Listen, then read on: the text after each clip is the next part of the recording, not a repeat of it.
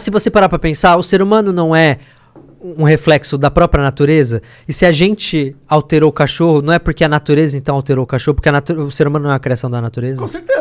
Faz sentido. Nós somos um agente da natureza, né? A gente faz, por mais que a gente goste de se afastar da ideia de que a gente é uma coisa diferente aqui na Terra, nós somos mais uma espécie aqui nesse planeta. E a natureza nos criou. O cérebro é uma criação da natureza. Ele evoluiu ao decorrer de milhares de anos até chegar ao ponto que chegou. Então, a gente entende bem como a natureza nos criou. Bilhões. Então, assim, imagina se a gente pode se afastar tanto da ideia de que se a gente mudou algo, é porque a natureza mudou. Porque a natureza nos criou. Com certeza. Eu acho que eu concordo muito com isso. Então, será que o aquecimento global, então, não tem, acaba sendo... Não, mas aí é um conflito de interesse, né? Porque a gente precisa do planeta nas condições que ele tá para sobreviver. É só uma questão de conflito de interesse, mas o planeta já passou por isso em outras vezes, sem ser humano. Existe um argumento que a Terra um pouco mais quente não é tão ruim assim pra gente. Porque ela... Porque... Não, só mandar argumento. Tô falando que eu acredito nisso, tá ligado? Pau no cu do aquecimento global. Não, porque eles falaram que vai aumentar a quantidade de capacidade de agricultura da Terra. Por causa do aquecimento? Porque ele vai viabilizar terras que hoje em dia não são frias demais pra plantar certas coisas. Cara, não sei. A questão é que tem outras coisas a se considerar, né? Tem os malefícios subir o nível dos oceanos. Não pode perder o controle, não pode ser uma bola de neve. Ao contrário, uma bola de calor. Caralho. Tem coisas que são mais diretas e mais fáceis de observar, como a gente tava falando do permafrost lá. Tem mamute ali dentro, tá ligado? Tem doenças antiquíssimas. O próprio permafrost é cheio de dióxido de carbono e de enxofre, entendeu? Que é um gás de efeito estufa. Então... Mas eu acho que essa parada da doença não vai ser um problema, não. Porque é uma doença desatualizada, pô. Nosso corpo, ele já lida com doenças muito mais avançadas. Imagina, mas... Eu tô falando da minha cabeça aqui, eu posso falando merda. A questão funciona mais ou menos da mesma forma que aconteceu quando os europeus chegaram aqui no Brasil, entendeu? O que matou os índios, a maior parte dos índios morreu por causa de doença. E era só porque o corpo deles não estava acostumado a lidar com aquilo. O fator novidade faz total diferença. Porque se seu corpo não está acostumado, não conhece aquilo, ele não sabe como se defender. É o caso da Covid. Mas vou te dar um contra-argumento. Os europeus não morreram das doenças dos índios. Mas as doenças dos índios, o corpo do europeu já tinha passado por isso há muito tempo.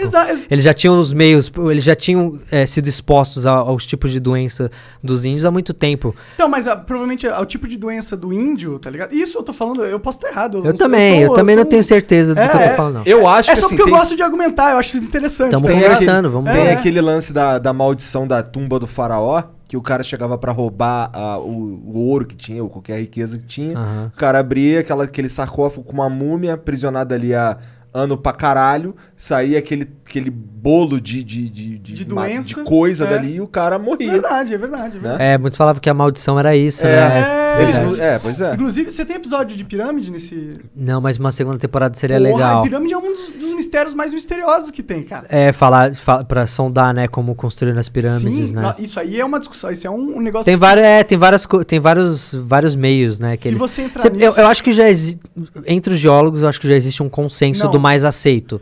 Mas você vai ter outros explorando outras possibilidades. Porra, o que eu sei é que os caras pegavam uns troncos, botavam as pedras em cima, vinha carregando lá da casa do caralho. Eles faziam um rio, eles criavam um rio até as pirâmides e iam transportando as pedras pelos rios. Mas eu já vi uns documentários de uns caras que pirem refutar isso e tem uns caras inteligentes que falam, mano, isso não é isso. Tem muitas outras coisas que isso não explica, entendeu? Mas aí é a galera que quer cair em ET, né, mano? Não sei, cara. É que às vezes... com certeza é. Mas você acha que tudo que a gente acha que é certo agora é realmente certo? Vai que no futuro é ET mesmo, tá ligado? Não, eu acabo de postar um documentário sobre isso no YouTube, sobre a possibilidade de ter vida alienígena. E assim, a possibilidade de existir um ser com capacidade... Primeiro, a vontade dele querer intervir construindo as pirâmides. Por quê? Sabe quantas vezes... Se um ser é inferior... Quantas vezes você já parou pra trocar uma ideia com uma formiga? A gente mata. A gente ignora, ou mata ou ignora. A gente reconhece que ali existe uma civilização, uma pequena civilização, onde cada formiga tem uma relação. Guerras mundiais. Elas trabalham em conjunto, mas a gente não para, porque a gente sabe que a gente tá num nível muito acima. uma civilização que tem a capacidade de viajar entre o sistema solar, entre as galáxias, ela já tá num nível tão acima que foda-se as pirâmides que a gente tá construindo. Dane-se, sabe? Se ela já é um tipo de civilização tipo 1, que consegue utilizar toda a energia do próprio planeta, ou tipo 2, que consegue consumir a energia da estrela, ela tem tipos de civilização? Tem os 3 tipos, né? O tipo 1 é o tipo de civilização que já consegue utilizar de maneira sustentável todos os recursos do seu planeta. A gente não é nenhum. Alguns especialistas dizem que a gente está ali nos 70 e poucos %. Tá. Do 1. O segundo é uma civilização que consegue utilizar toda a energia da sua estrela natal. Sua estrela que te ilumina. No nosso caso seria o Sol. Solar, né? No nosso caso seria o Sol, mas se você tiver um sistema com 2 sóis, você pode ter 2 sóis.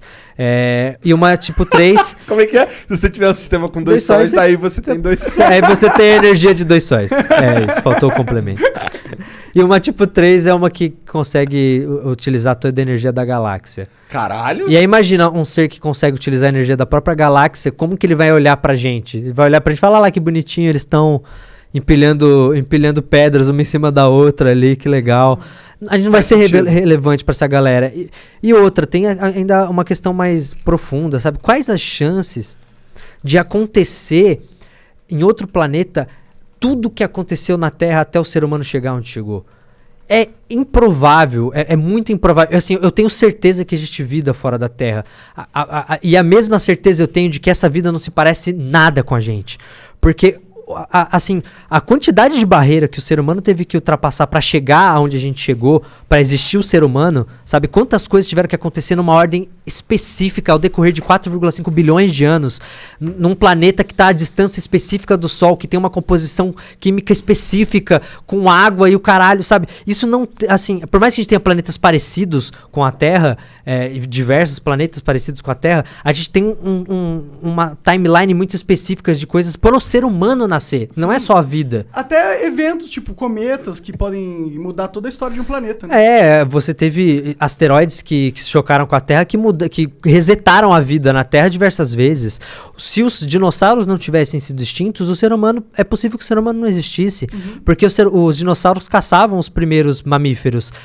Então, o ser humano ele descendeu de uma espécie de mamífero que só conseguiu prosperar porque os dinossauros não existiam mais. Então, você tira uma pecinha desse quebra-cabeça e você desmorona todo o resto, entendeu? Você não tem como, cara. Concordo. A probabilidade de ter outro humano cérebro é uma coisa, tipo assim, o ser humano, criaturas mais complexas na Terra elas dependem do oxigênio, porque a gente tem uma coisa chamada mitocôndria, que tira energia do oxigênio, e a maior parte do gás que a gente respira, da nossa atmosfera, tem oxigênio. Então, a gente arrumou uma forma, todas as criaturas complexas só conseguem crescer do tamanho que elas crescem por causa que elas utilizam energia do oxigênio. A gente usa o oxigênio para quebrar as moléculas dos alimentos que a gente come. Toda criatura complexa faz isso. Então, se você não tem um planeta que não tem oxigênio, você já não vai ter a mitocôndria. Entendeu? E a mitocôndria nasceu de uma mutação ali que poderia não ter acontecido. Sabe, quantas coisas tiveram que acontecer para o ser humano existir? Então, assim, quais as chances de existir um ser sequer parecido com a gente fora do universo? Eu acho que, em teoria... Que viagem, cara. Com certeza. Muito louca essa porra. Com certeza, uma viagem foda. Eu acho que, em teoria, se tiver um sistema solar idêntico à Terra, é possível que... Mas vai que o... Mas aí muda uma coisa aqui na Terra, já não tem os seres humanos. Vai que nessa outra Terra aí, quem tem inteligência são os cachorros. E eles criam humaninhos. Então, mas mas assim, aí você tem que entender que assim, o nosso cérebro só conseguiu crescer ao ponto da gente transformar o mundo como a gente transformou por causa do fogo. Porque a gente, o ser humano, e a gente só conseguiu o fogo também por uma coisa muito específica. É engraçado quando você pensa que, por exemplo, antigamente as mulheres começou a ter muito parto em que a criança morria e isso matava as mulheres, porque a cabeça do ser humano começou a crescer demais, o nosso cérebro começou a crescer demais.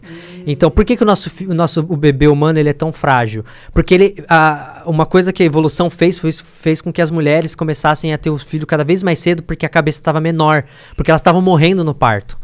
Isso aconteceu numa época em que o cérebro começou a crescer, a cabeça humana começou a crescer. Então, o nosso bebê, o fato da gente ter que se unir com outro humano para cuidar dessa criança que é muito frágil, fez com que a gente também evoluísse mais como sociedade. A gente teve que se unir mais para cuidar desse ser indefeso. Então, houve uma época que a gestação não era de 9 meses. Não, uma época, a gestação dos nossos antepassados era coisa de 2 anos. No livro Sapiens, o Yuval Harari fala isso. Chegava a 2 anos, assim, dos nossos antepassados. Caralho, nasceu uma criançaça já.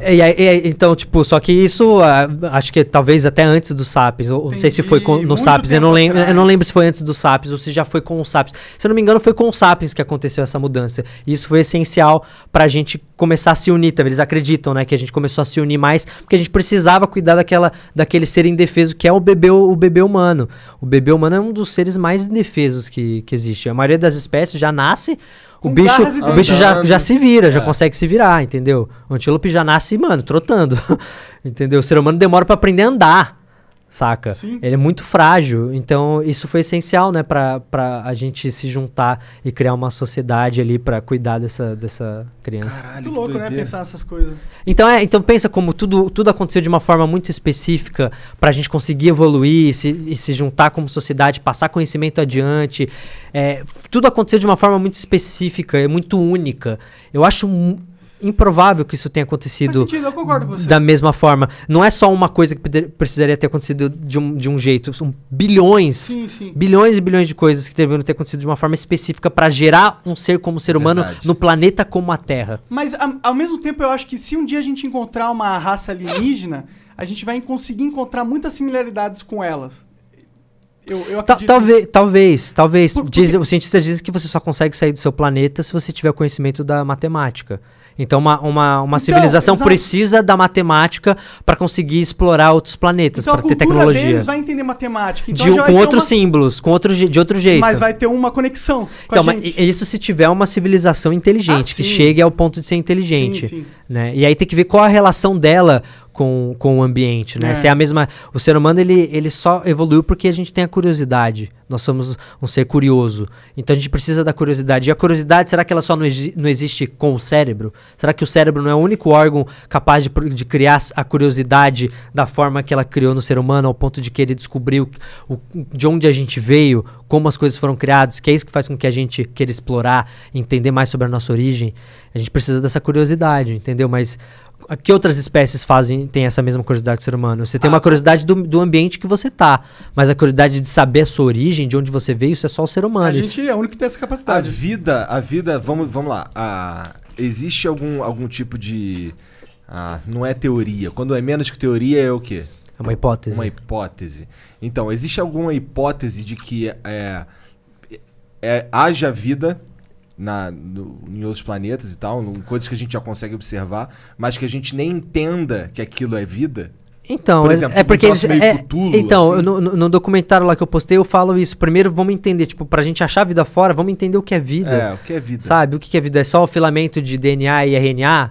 Tem um filamento de DNA e RNA, você tá vivo. Mas aí, tipo, o vírus tem...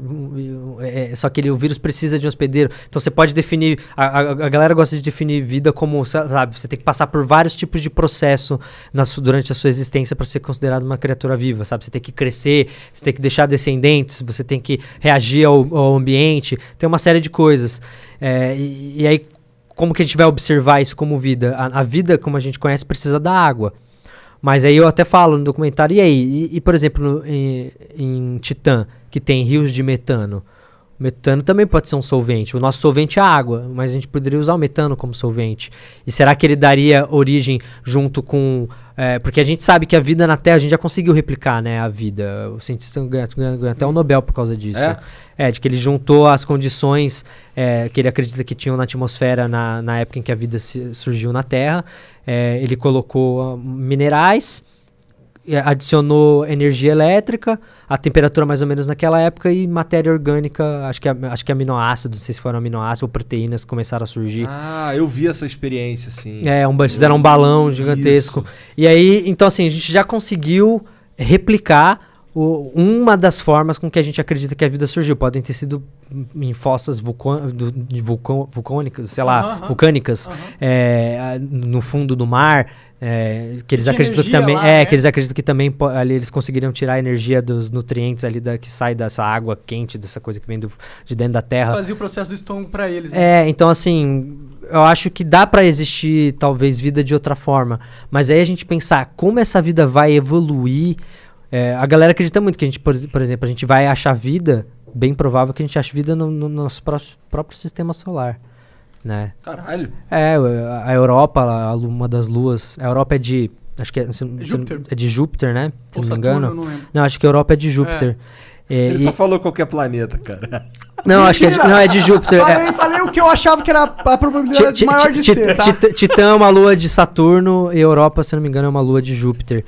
E eles conseguem. E tem várias achaduras ali de gelo. Eles acham que tem água em estado líquido. O que será que pode estar nadando ali, sabe? Eu acho que é bem capaz que a gente encontre vida no nosso próprio sistema solar. Mas uma vida nem um pouco complexa.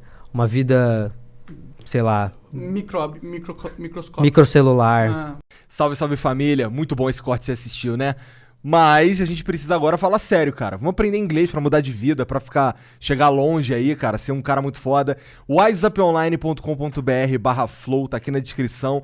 É onde você vai aprender inglês de verdade. Mais de 300 horas de conteúdo. Tem documentários gravados em restaurantes, aeroportos e lugares que você vai provavelmente ter que passar quando você for viajar. Então, se você quer aprender inglês de uma forma prática, quer aprender rápido e não tá pagando muito, wiseuponline.com.br/flow, que ainda ajuda a gente.